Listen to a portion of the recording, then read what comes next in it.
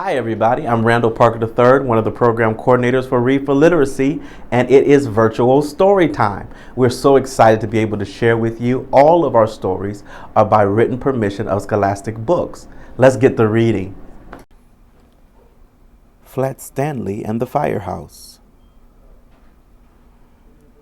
Stanley Lambchop lived with his mother, his father, and his little brother Arthur.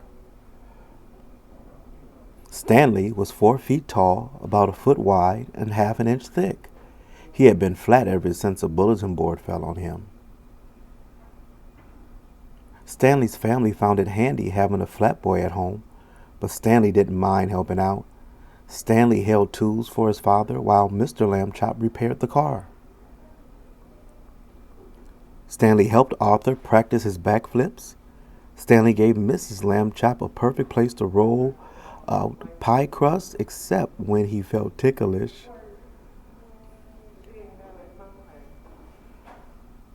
Stanley made a good stencil, too. "Hold still," said Arthur. Stanley held his breath as Arthur traced him carefully. Children all over the city were entering a poster contest for Fire Safety Month. "I hope we win the trip for the Firehouse," said Arthur. "Me too," said Stanley. "I have always wanted to slide down the pole." The next day a letter arrived. "Hey, guess what?" shouted Arthur. "Hay is for horses," Mrs. Lambchop said. "Try to remember that, dear."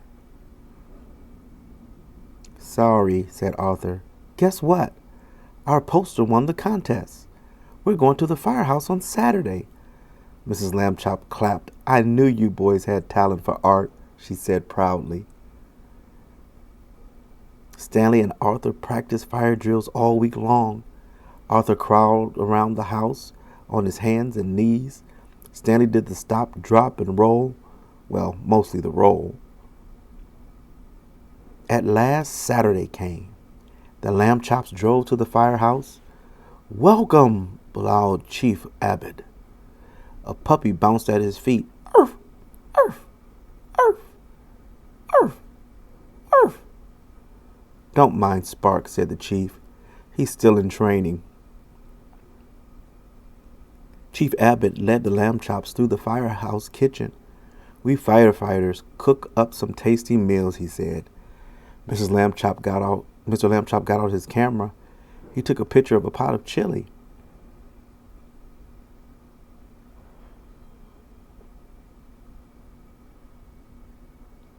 Everyone went on to the bunk room.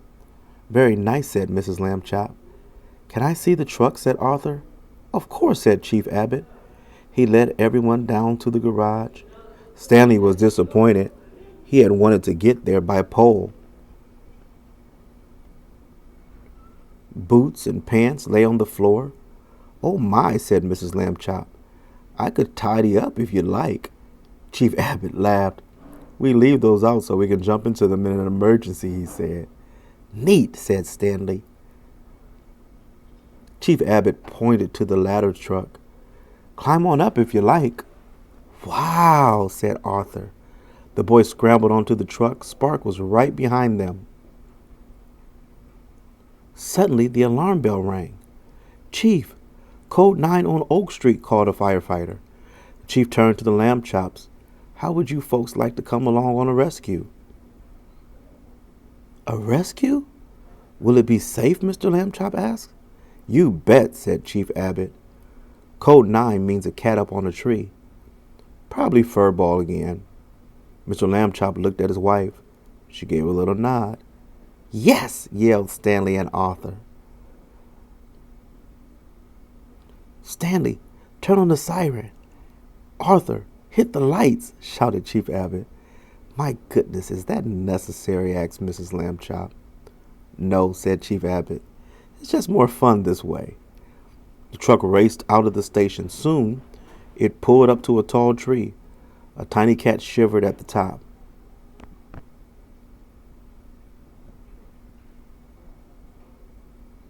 "She's pretty high up this time," said Chief Abbott. Spark panted at the chief's feet. "All right, let's get her down." Two firefighters raised the ladder. The Lambchops moved out of the way.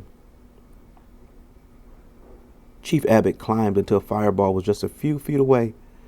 "Good kitty," he said, stretching out his hands. "Come here, Furball."